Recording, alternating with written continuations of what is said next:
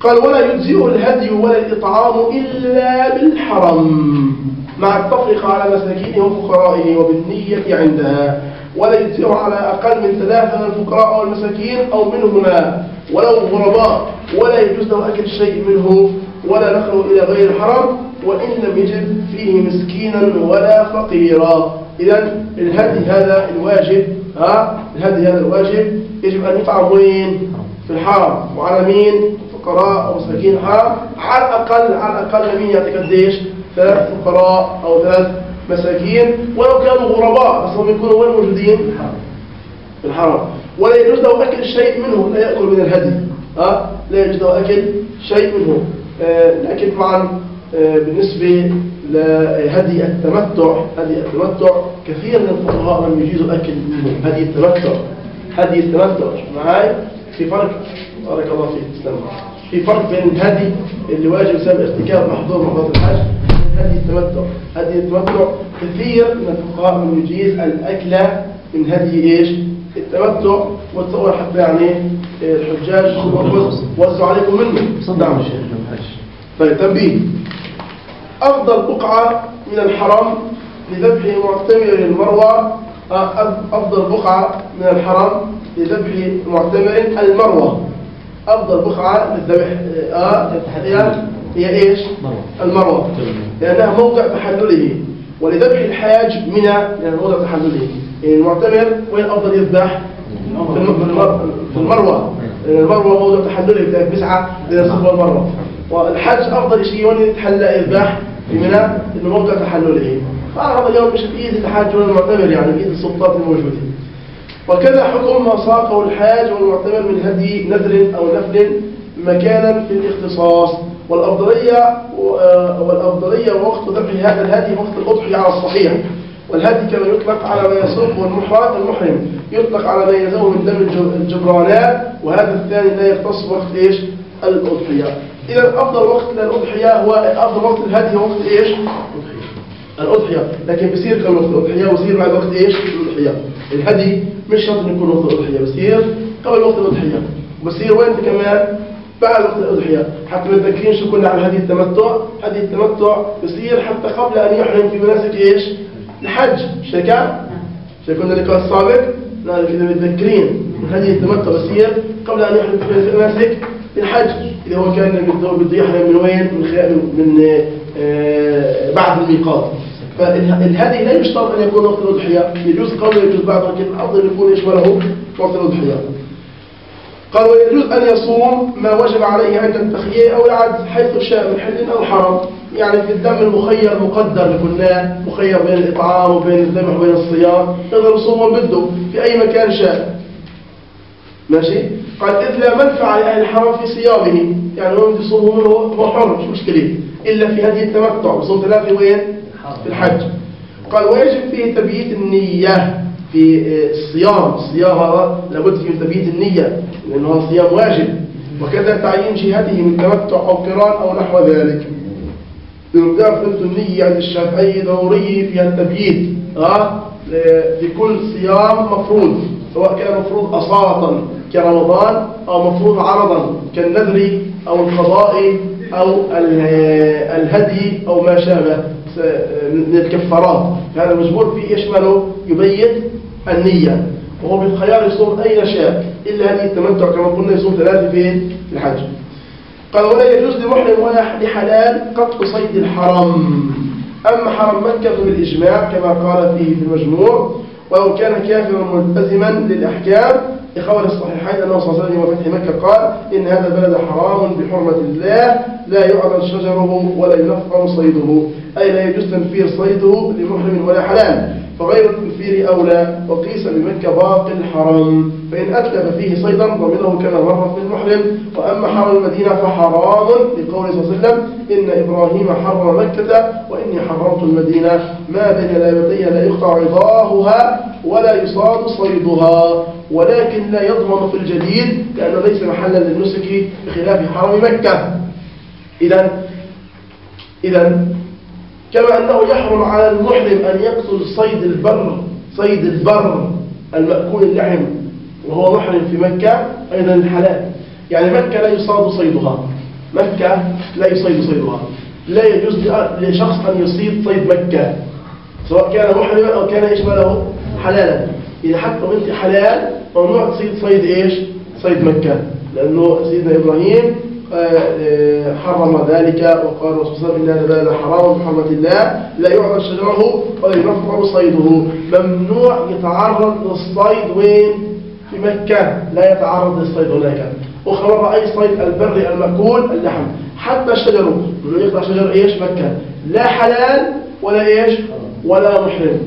يعني نحكي عن الحرم، نحكي عن إيش؟ عن الحرم، حرم مكة، حرم مكة. طبعا مرة أخرى الرسول هذا بالإجماع، الرسول صلى الله عليه وسلم أيضا حرم إيش؟ المديني، أيضا المديني لا يقطع شجرها ولا يشمله يصاب صيدها، سواء حلالا كان الشخص أو كان إيش؟ محرما. بس إيش الفرق بين صيد مكي وصيد المديني؟ صيد مكي مضمون، صيد المديني يشمله غير مضمون، هذا فرق. صيد مكي مضمون سواء المحرم أو الحلال، وصيد المديني يشمله غير مضمون. قال: ولا يجوز قطع ولا قلع شجره، أي حرم مكة والمدينة، لما مر في الحديثين السابقين، وسواء في الشجر المستنبت وغيره لعموم النهي، ومحل ذلك في الشجر الرطب غير المؤذي. أما اليابس والمؤذي كالشوك والعوسج هو ضرب من الشوك فيجوز قطعه. حتى شجر مكة والمدينة ما تقطعه. أما الشجر المؤذي اليابس اللي بيأذي الناس زي الشوك وما شابه هذا لا بأس. تنبيه: قال: علم من تعبيره بالقطع تحريم قلعه من باب أولى، القطع حرام باب أولى. وخرج من الحرام شجر الحل إذا لم يكن بعض أصله في الحرم، فيجوز قطعه وقلعه بعد غرسه في الحرم، بخلاف عكسه عملا بالأصل في الموضعين. أما ما بعض أصله في الحرم فيحرم تغليبا للحرم. وخرج التقييد غير المستنبت في الشجر الحنطة ونحوها كالشعيرات والخضروات، فيجوز قطعها وقلعها مطلقا بلا خلاف. مرة أخرى قلنا إنه شجر مكي شجر المدينة المستنبت، شجر مكي وشجر المدينة يشمله المستنبت، هذا لا يجوز يشمله قلعه ولا قطعه. أما اللي خارج الحرم يجوز قلعه وقطعه وما إلى ذلك. الآن نقول يعني الضابط، احنا قلنا في الصيد الضابط في صيد من الحرم قلنا البر مأكول اللحم، صح؟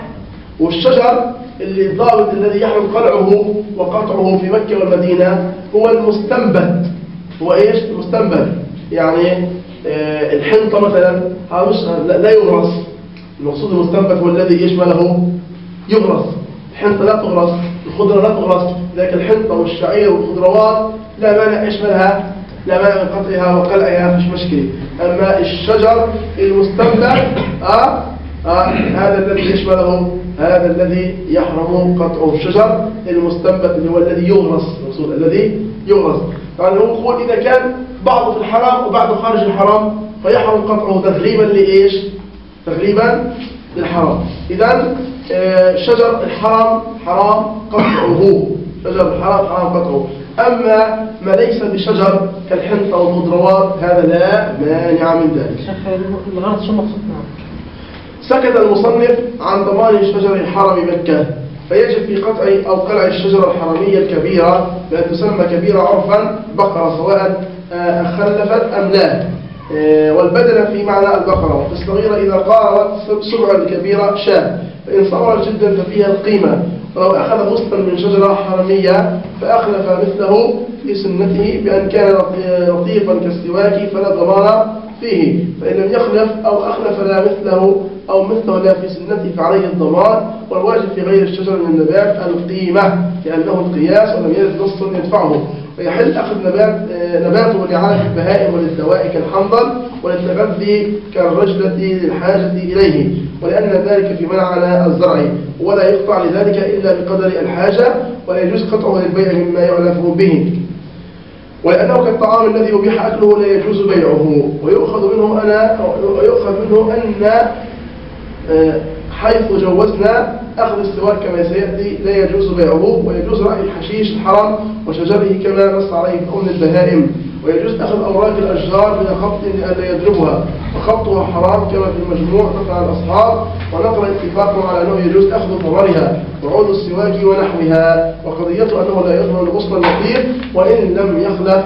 قال الأذرعي وهو الأقرب: ويحرم أخذ نبات حرم المدينة ولا يضمن، ويحرم صيد وج بلد في الطائف ونباته لا ضمان فيها قطعا. طبعا مقصود الكلام هذا اللي احنا حكيناه انه شجر الحرام كما قلنا لا يجوز قطعه، حرام مكة وحرام ايش؟ المدينة، ويضمن الشجرة الكبيرة فيها مدني صحيح او بقرة، والشجرة الصغيرة فيها صبع بقرة او ايش؟ او شاة، والصغيرة جدا فيها ايش؟ القيمة. لكن ايش بقول؟ يعني بقول حتى الغصن حرام ايش ماله؟ حرام تكسره حتى الغصن إلا إذا كان قال يعني لطيف الغصن للسواك، يعني ينفع غصن لطيف مشان إيش؟ يستاك فيه يتسوق فيه، هذا فيش فيه ضمان. وقال لا مانع من رعي البهائم، لا مانع من رعي البهائم شجر المديني ومكي ونبات المديني ومكي، لا مانع من رعي البهائم كما قال الإمام الشافعي رحمه الله. قال ويؤخذ منه أن حيث جواز أخذ السواك كما سيأتي لا يجوز بيعه، لكن السواك تأخذه منه إيش ماله؟ تبيعه. المقصود بالسواك اللي هو الغصن اللطيف، مش شرط اللي يشرب السواك، يعني غصن مش هتسوي في أسنانك لطيف. قال ويجوز رعي حشيش الحرم، يجوز رعي حشيش إيش؟ الحرم وشجره كما نص عليه في الأم بالبهائم يعني للبهائم تيجي ترعى.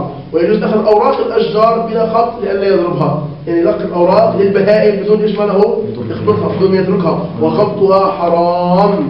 ويجوز أخذ الثمر أيضا، الثمر يجوز إيش ماله؟ يجوز أخذ الثمر. إذا الشجر حرام قطعه، وكذلك حرام خبطه. أما لا بأس بأخذ الغصن اللطيف كالسواك، ولا بأس بأخذ إيش كذلك الثمر، ولا بأس برعي الشجر للبهائم، لا بأس برعي الشجر للبهائم وأخذ النبات أيضا للبهائم وللدواء، هذا لا مانع فيه. أما حرام قطعه وحرام إيش؟ خبطه يا جماعة. قال ويحرم نقل تراب، هذا خاص بمكة وفي إيش؟ في المدينة، خاص مكي ومديني. وبرضه قال يحرم صيد وج هي بلد في الطائف ونباته، بس مش في ضمان فرق يعني شجر المديني ومكي يضمن، لكن الطائف صيده ايش ماله؟ لا ضمان فيه. قال يحرم نقل تراب من الحرمين او احجار او عمل من طين او حليمة الابريق وغيره الى الحل، يجب رده الى الحرم بخلاف ماء زمزم فانه يجوز نقله. ويحرم اخذ طيب الكعبة، من اراد التبرك مسحها بطيب نفسه ثم يأخذه. وأما سترها فالأمر فيه إلى رأي الإمام يصرفه في بعض مصاريف بيت المال بيعا وإعطاء لئلا يكتف بالبلاء. وبهذا قال ابن عباس وعائشة وأم سلمة، وجوز من أخذه لبسه ولو جنبا وحاضرا. إذا شوفوا معاي بالنسبة لتراب الحرم، تراب الحرم لا يجوز إيش ماله نقله، وإذا نقله برجعه. وحجار الحرم لا يجوز نقله، مش مثل ما يعملوا لنا لا خلوا حجار ولا خلوا آثار ولا خلوا حتى بيوت للرسول صلى الله عليه وسلم تدل على يعني تذكر في الرسول صلى الله عليه وسلم، كلها ايش مالها؟ طمسوها. هو بيقول لك حرام تنقلها، فما بالك بالذين طمسوها والذين يعني أزالوها بالكلية، وإلى الله المشتكى، ولا حول ولا قوة إلا بالله العلي العظيم. يعني اليوم يعني قرأت كلام الإمام الكمال ابن همام رحمه الله قدير، قديش نختلف من هذا الكلام، إنه إحنا ما عندناش تقدير لآثار الرسول صلى الله عليه وسلم ولا آثار الصحابي، يعني نقدرها حجارة وخلاص تتركها. نحن لا نقدس حجارة ولا نعتقد النفع والضرر في الحجارة، ولكن هذه الحجارة تذكرنا بأطيب وأفضل الخلق بعد الأنبياء والصحابي، تذكرنا بأفضل خلق الله عز وجل ومين؟ النبي صلى الله عليه وسلم. طبعا بذكركم في كلام بعدين أنا كمان